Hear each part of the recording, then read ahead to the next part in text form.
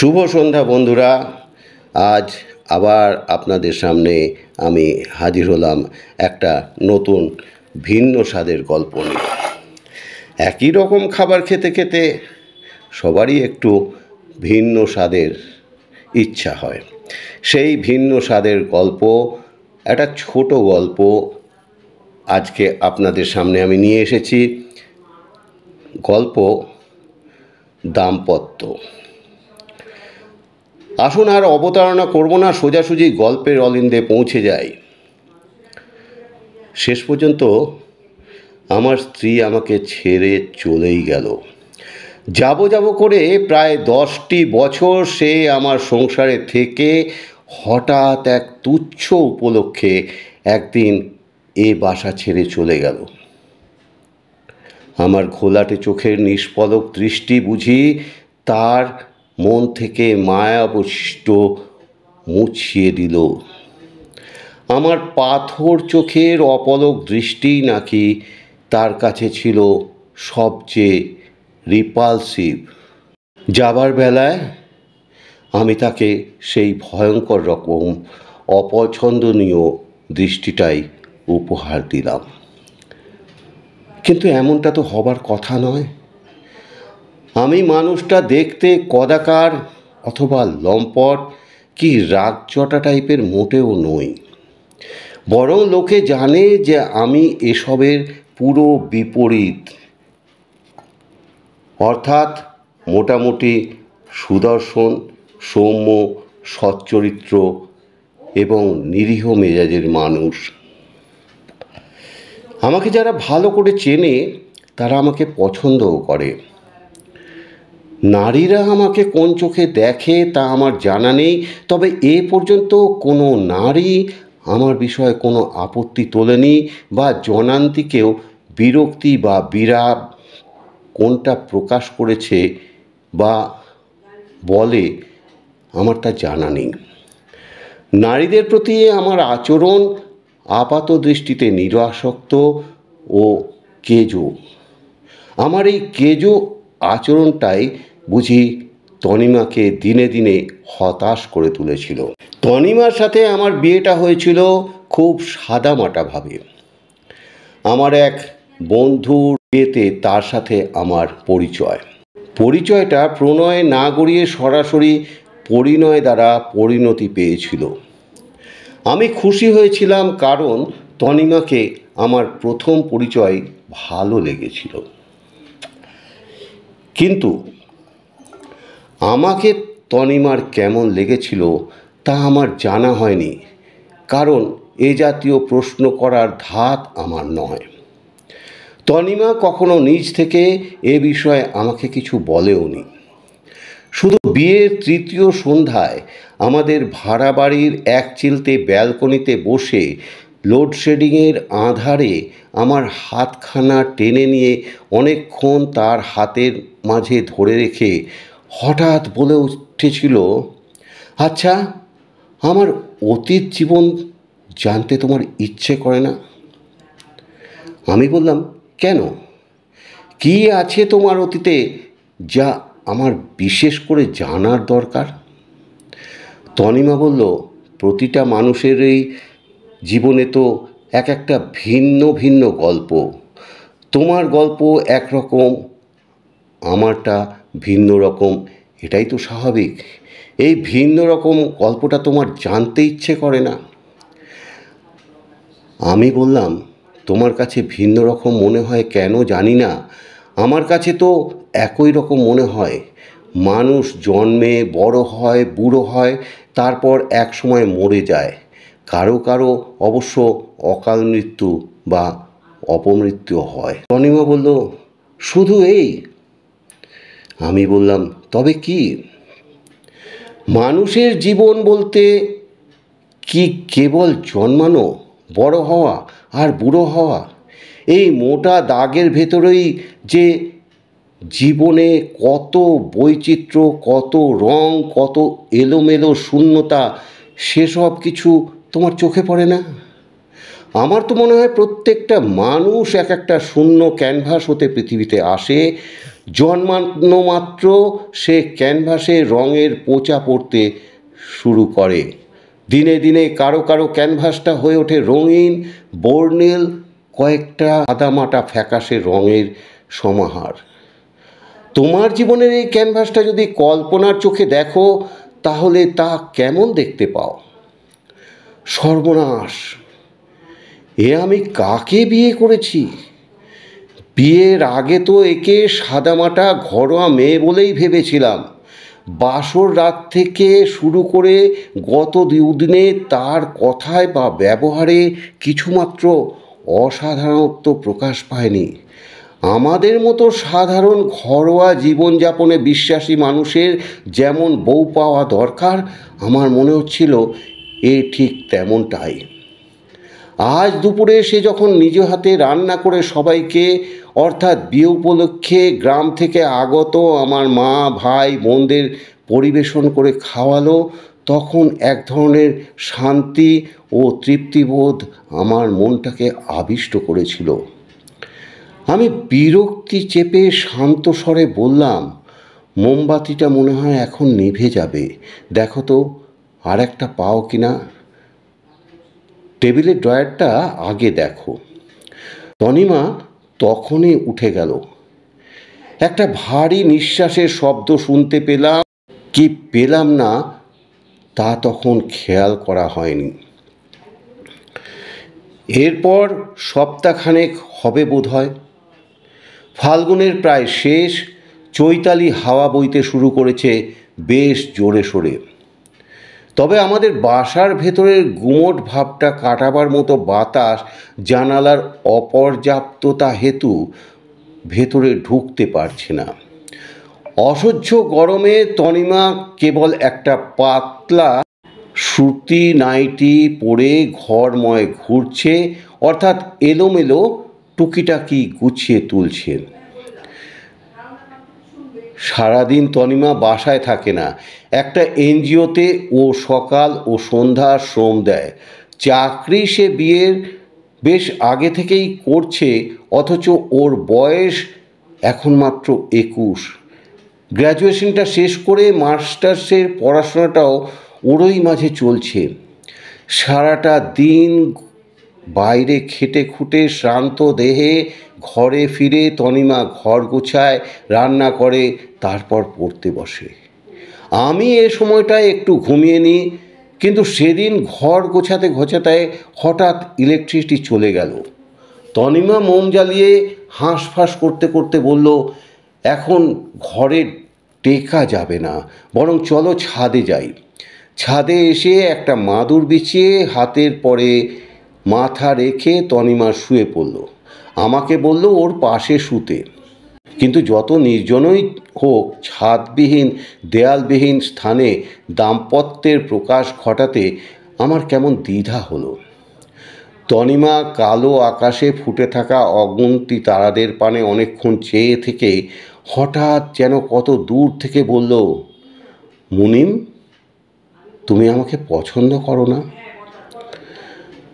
প্রশ্নটা আমার কানে খুব অদ্ভুত ঠেকল।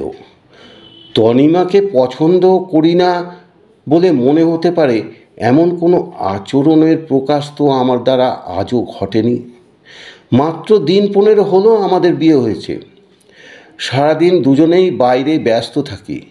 বাসায় ফিরে তনিমা ব্যস্ত তার পড়া নিয়ে, আর আমি বিভোর ঘুমে। এর মাঝে এমন কি হলো যা থেকে তার মনে হতে পারে আমি তাকে পছন্দ করি না? আমি ইতস্তত করে বললাম, অপছন্দের কি আছে? পছন্দ না হলে কি বিয়ে করতাম? আমার একখানা হাত টেনে নিয়ে তার গালে ঠেকিয়ে বলল, আমাকে ভালোবাসো? আমার কেমন অস্বস্তি হতে শুরু করলো। এই মেয়ে আসলে কি জানতে চায়? তাকে প্রথম দেখে আমার ভালো লেগেছিল বলেই না উপযাচক হয়ে তার বাড়িতে গিয়ে বিয়ের প্রস্তাবটা সরাসরি তার বাবাকে বলে দিয়েছিলাম। এটা সে জানে, তবু যে কেন বারবার এমন প্রশ্ন করে? আসলে এমন প্রশ্নের মুখোমুখি হলে আমার কেমন যেন অস্বস্তি হয়। এ ধরনের প্রশ্নগুলোকে কেমন ন্যাকা ন্যাকা ঠেকে আর উত্তরগুলো তো হয় আরও ভয়ঙ্কর রকম ন্যাকামিতে ঠাসা। আমাকে নিশ্চুপ দেখে তনিমা কি ভাবলো জানি না, কিন্তু সে হঠাৎ এক অদ্ভুত বায়না জুড়ে দিল। সে নাকি সারা রাত ছাদে শুয়ে তারা দেখবে। আমি প্রমাদ গুনলাম, এই ছাদ তো আমার একার নয়, বলতে গেলে এই ছাদে আমার কোনো অধিকারই নেই। 3 তলা এই বাড়ির 3য় তলার একটা ফ্ল্যাটের আমি ভাড়াটিয়া। ছাদের একটা চাবি বাড়িওয়ালা দিয়ে রেখেছে যাতে কাপড় চোপড় শুকোতে আমরা ছাদে আসতে পারি। ছাদে রাত্রিবাস করার মতো নির্জনতা তিনি দেবেন, অর্থাৎ অন্য কোনো ভাড়াটে বা বাড়িওয়ালার পরিবারের কেউ এ সময় অনাহুত এসে পড়ে আমাদেরকে বিরক্ত ও বিব্রত করবে না, এমন নিশ্চয়তা তো তিনি দেননি। দেশে লোডশেডিংয়ের যা অবস্থা, তাতে সারা রাতও বিদ্যুৎ না আসতে পারে। তবুও এ ছাদে শুয়ে নিশিযাপনের কথা ভাবা যাচ্ছে না। প্রাচীন দম্পতি হলেও হয়তো কথা ছিল, কিন্তু নবদম্পতির সব কিছুতেই অন্য লোকের রসালো কৌতূহল। কে জানে, এভাবে এখনই যদি কেউ এসে দেখে তো ভাববে আমাদের নব প্রেম লীলা অন্দর ছাপিয়ে বাইরেও চর্চা করতে শুরু করেছি। অপর্যাপ্ত জানালা সমন্বিত 2 কামরার ছোট্ট ফ্ল্যাটে লোডশেডিংয়ের ভয়াবহতার কথাটা হয়তো তাদের মনেই আসবে না। সিঁড়িতে পায়ের আওয়াজ পাওয়া গেল। এরপর এখানে এইভাবে থাকাটা আমার দ্বারা সম্ভব নয়। তনিমাকে বললাম, ঘরে চলো। তনিমা আর কথা না বাড়িয়ে মোবাইল ফোনের আলোয় সিঁড়ি বেয়ে অন্ধকার ঘরে ঢুকে অনিচ্ছুক হাতে একটা মোমবাতি জ্বালালো। আরও কিছুদিন পর বৈশাখের রুদ্র তাণ্ডব শুরু হয়ে গেছে।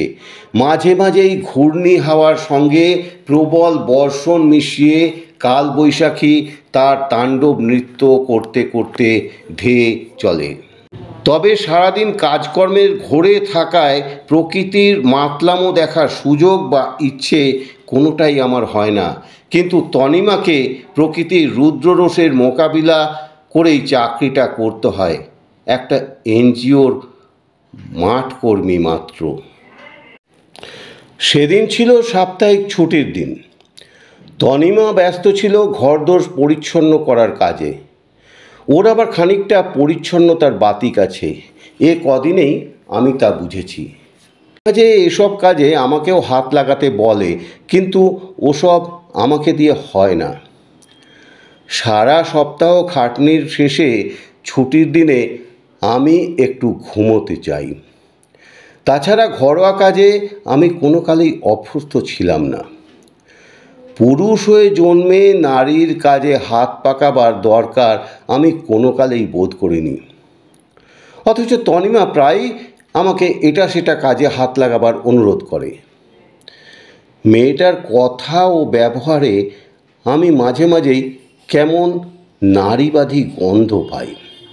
ভাবছি একদিন কষে একটা ধমক লাগাবো।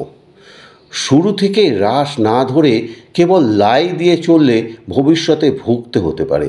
যা হোক, তনিমা আমার ভিজিয়ে রাখা শার্ট প্যান্টগুলো আমাকেই কেচে নিতে অনুরোধ করলে মেজাজটা সত্যিই বেশ খারাপ হয়ে গেল। আমি চুপচাপ টিভি প্রোগ্রাম দেখার ভান করে কিছুক্ষণ কাটিয়ে দিলাম। বিছানায় শুয়ে শুয়ে টিভি দেখছিলাম, কখন জানি ঘুমিয়ে পড়লাম। ঘুম ভাঙল তনিমার ডাকাডাকিতে। চরম বিরক্তির সাথে চোখ মেলে দেখি আমার মুখের পরে দারুণ উল্লাসময় আনন্দে ডগমগ করতে থাকা একটা মুখ খলখলিয়ে কী সব বলে চলেছে। কাঁচা ঘুম ভেঙে ব্যাপারটা বুঝতে আমার কিছুটা সময় লাগলো। বুঝতে পেরে আমার গাটা বুঝি আক্ষরিক অর্থেই জ্বলে গেল। বাইরে তখন কালবৈশাখীর প্রবল তাণ্ডব। জানালার সারসিগুলো পর্যন্ত শব্দ করে কাঁপছে। নিকষ কালো আঁধার দিনটাকে পর্যন্ত রাতে পরিণত করে ফেলেছে। আমাদের ছোট্ট বাসার এক চিলতে ব্যালকনি পথে নাকি বাতাসের প্রবল ঝাপটার সাথে এমনকি শিলার টুকরো ছুটে এসে পড়ছে। সেই বৃষ্টিতে ভিজে শিল কুড়োতে নাকি দারুণ মজা।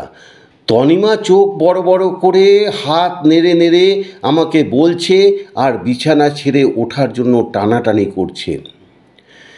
নিজের অজান্তেই মুখ দিয়ে একটা কঠিন ধমক বেরিয়ে এলো। তনিমার উৎফুল্ল জলজলে মুখটা এক ফুৎকারে নিভে যাওয়া প্রদীপের পরিণতি পেল কি, চেয়ে দেখা হয়নি। কাঁথাটা আপাদমস্তক মুড়িয়ে দিয়ে আমি ফের ঘুমোবার উদ্যোগ নিলাম।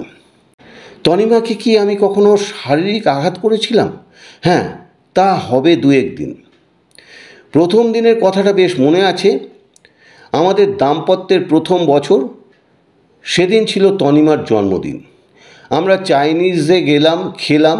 রেস্টুরেন্টের বিলটা অবশ্য তনিমাই দিয়েছিল।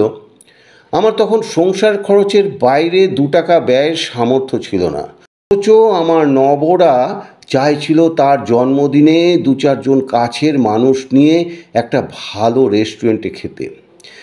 কাছের মানুষ বলতে অবশ্য তার মা, বাবা, বোন, বোনাই আর কে এক ভাইয়া, যার বপু দেখলেই আমার পিত্তি জ্বলত। তনিমার এই ভাইয়া টাইয়া জুটতো বেশ। এরা সারা জীবন আমার চক্ষুশূল হওয়া সত্ত্বেও এদের অস্তিত্ব আমাকে সইতে হয়েছে। ভদ্রলোক হওয়ার এই এক জ্বালা। এই ভাইয়া প্রসঙ্গেই সেদিন তনিমার সাথে আমার লাগতে পারত, কিন্তু লেগে গেল তার বোনাইকে নিয়ে।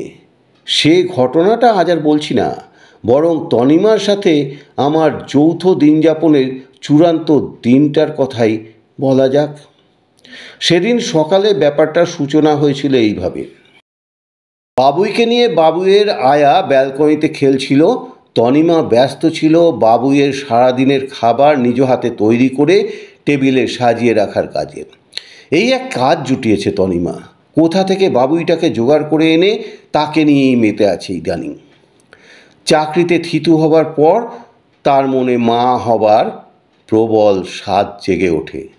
ডাক্তারি ও কবিরাজি বাটিকা যখন ফেল করলো, তখন আমাদের শুভাকাঙ্ক্ষীদের কেউ কেউ বিখ্যাত সব বাবাদের ঝাড়ফুঁক, পানি পড়ার দ্বারস্থ হতে পরামর্শ দিতে শুরু করলে তনিমা একদিন একটা ন্যাকড়ার পুঁটুলিকে নিপুণ সতর্কতায় বুকের কাছটিতে 2 হাতে আলকোচে চেপে ধরে নিয়ে ঘরে ফিরল।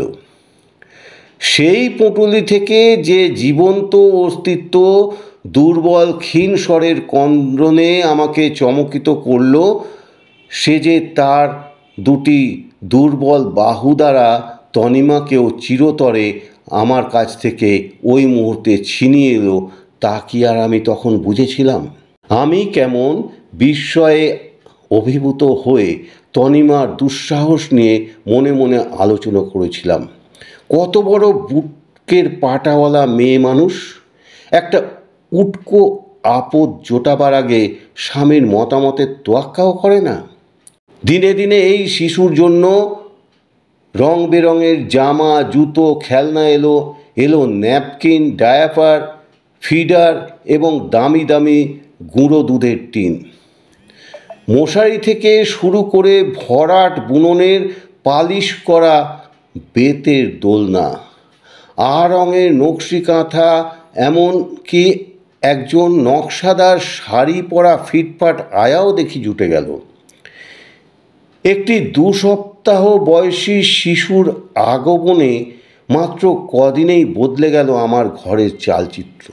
এ শিশু তার জন্মের পর মুহূর্তে ডাস্টবিনে নিক্ষিপ্ত হয়ে টোকাইদের খোঁজারু হাতে আবিষ্কৃত, সদাশয় পুলিশ দ্বারা উদ্ধৃত এবং সমাজসেবা অধিদপ্তরে 13 দিন পালিত হবার পর আমার ঘরে এলো।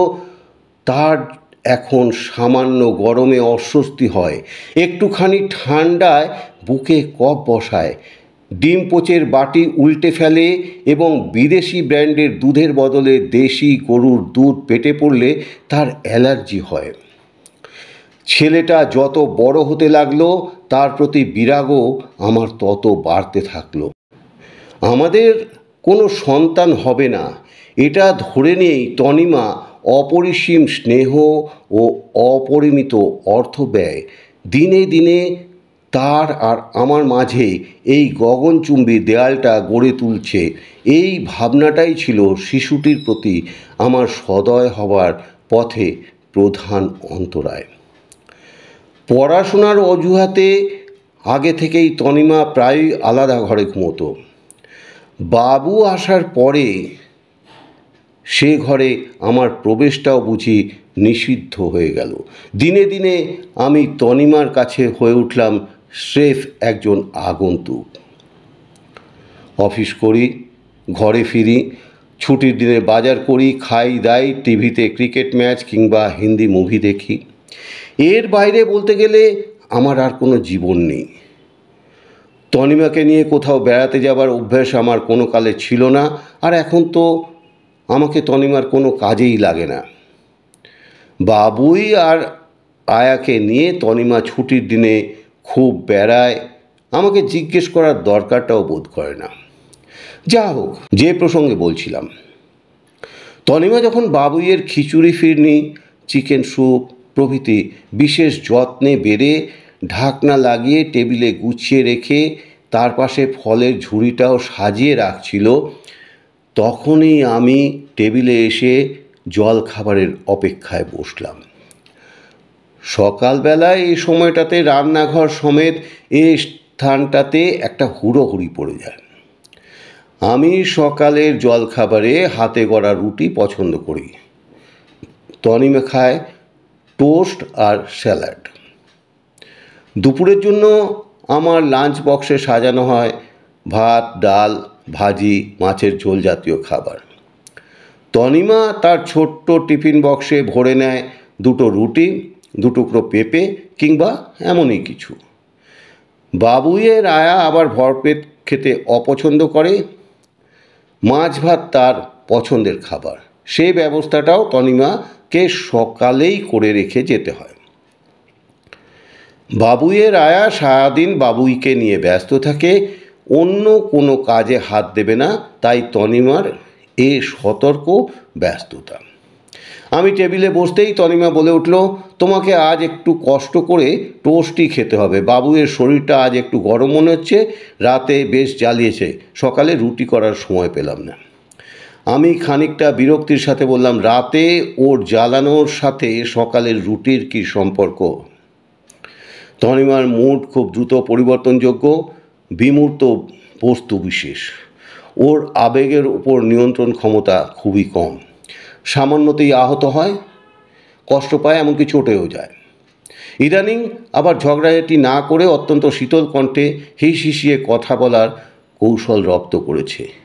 এই শীতল কণ্ঠই আমার পিত্তিকে পলকে জ্বালিয়ে তোলবার পক্ষে যথেষ্ট।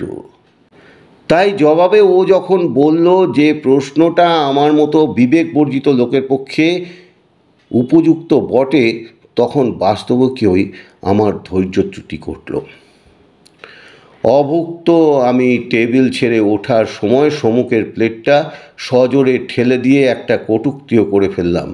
প্লেটটা একটু জোরেই ঠেলা হয়ে গিয়েছিল, সেটা তনিমার পায়ের কাছে সজোরে পড়ে টুকরো টুকরো হয়ে গেল। কটূক্তিটাও একটু মাত্রা ছাড়া অশ্রাব্য হয়ে গিয়েছিল। এরপরেই বিস্ফোরণটা ঘটল। তনিমা বরফশীল অথচ হিংস্র কণ্ঠে চিবিয়ে চিবিয়ে বলল, একটা আপাত নিরীহ রোবটের সাথে আমি আমার জীবনের সবচেয়ে মূল্যবান 10টা বছর কাটিয়েছি। সেই রোবট যখন মাঝে মাঝে অমানুষ হয়ে তার নিরীহ আবরণটা সরিয়ে ফেলতো, তখন আমি সয়ে গেছি, কিন্তু এখন আমি আর সইতে রাজি নই। এ বাসা ছেড়ে আমি আজই চলে যাব। আমি কোনো মন্তব্য না করে লাঞ্চ বক্স সমেত সাইড ব্যাগটা কাঁধে ঝুলিয়ে বেরিয়ে গেলাম। আমার অজান্তেই আমার ঠোঁটটা কিঞ্চিত বেঁকে গেল। অমন হুমকি এই নিয়ে কতবারই শুনলাম। যাবে কোন চুলোয়? চাকরি করে বলে মাঝে মাঝে পান থেকে চুন খসলেই এক একটা কঠিন ডায়লগ দিয়ে বসে, কিন্তু যে ভেত মধ্যবিত্ত পরিবারের মেয়ে তাতে ইত্যাদি ইত্যাদি। আমার শ্বশুর সাহেব ছিলেন সরকারি অফিসের কেরানি, সরকারি অফিসে কেরানি নেহাত ফেলনা জিনিস নয়। এমন বহু দপ্তর আছে যেখানে কেরানি সাহেবরা কর্মকর্তাদের চেয়েও ঢের প্রভাবশালী ও বিত্তবান। আমার শ্বশুর যে দপ্তরে ছিলেন সেখানে অত রমরমা ব্যবস্থার সুযোগ ছিল না। হরিপদ কেরানির চেয়ে তার অবস্থা তুলনামূলক হয়তো ভালো ছিল, কারণ তিনি সময় মতো পরিবার পরিকল্পনা দপ্তরের উপদেশ মেনে চলেছিলেন। এই একটা বিষয় ছাড়া আর কোনো বিষয়েই মানুষটার মাঝে আধুনিকতা কিছুমাত্র ছাপ ফেলতে পারেনি। সেই মানুষের মেয়ে হয়ে তনিমা যে মেজাজে চলে তাকে ফুটানি বললে অত্যুক্তি হয় না বলেই আমার বিশ্বাস। আমি নিজে অবশ্য কৃষক পরিবার থেকে উদ্ভূত, তাও আবার ভূমিহীন কৃষক। তবে সেজন্য হীনমন্যতায় ভোগবার কোনো কারণ আমি দেখি না। বর্তমান যুগে পুরুষের গৌরব তার বংশ নয়, সে স্বয়ং। নইলে আমার এক বন্ধুর বাপ গরুর দালালির অর্থে ছেলেকে পড়িয়ে একজন অ্যাডিশনাল সেক্রেটারিকে ব্যয় হিসেবে পেল কি করে? যাই হোক, বলছিলাম আমাদের ছাড়াছাড়ির বিষয়। কিন্তু এ বিষয় আর বলবার কী বা আছে?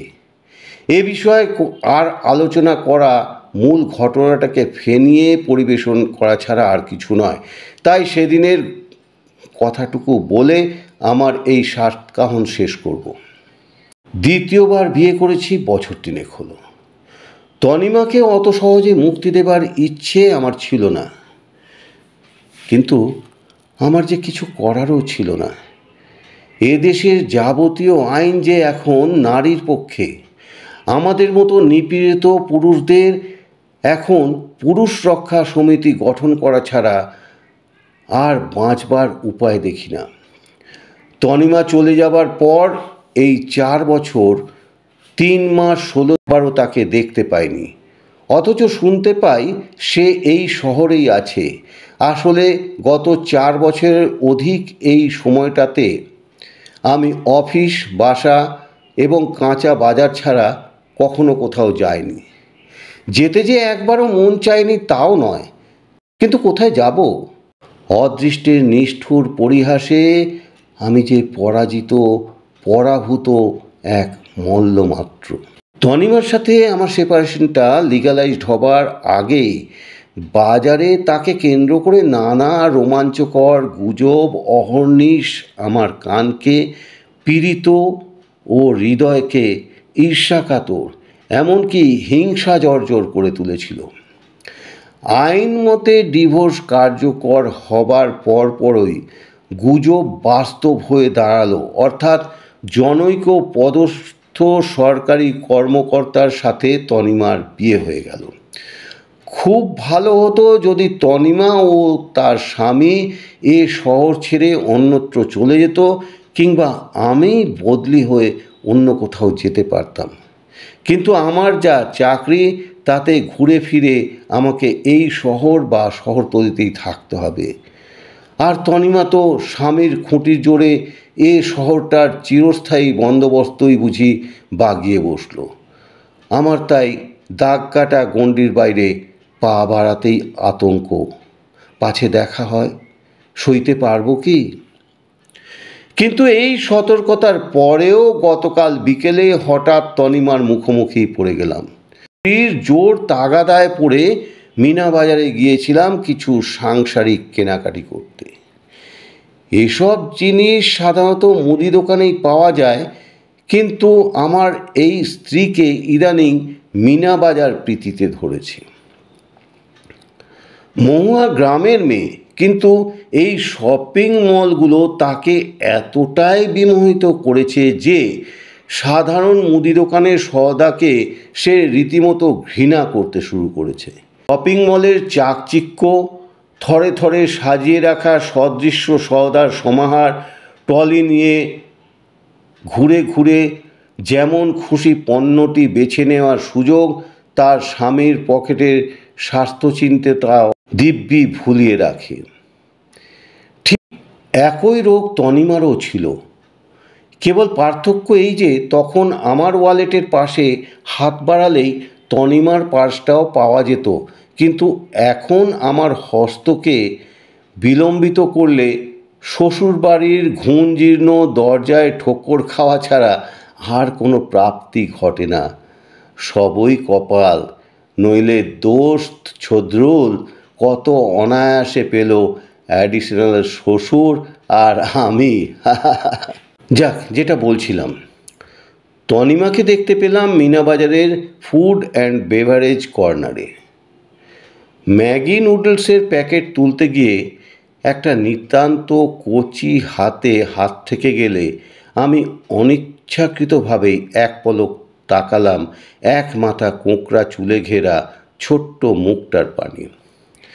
কিন্তু ওই এক পলক দৃষ্টি হঠাৎ অপলক হয়ে আটকে গেল সেই মুখটায়। এ কে? এ কাকে দেখছি?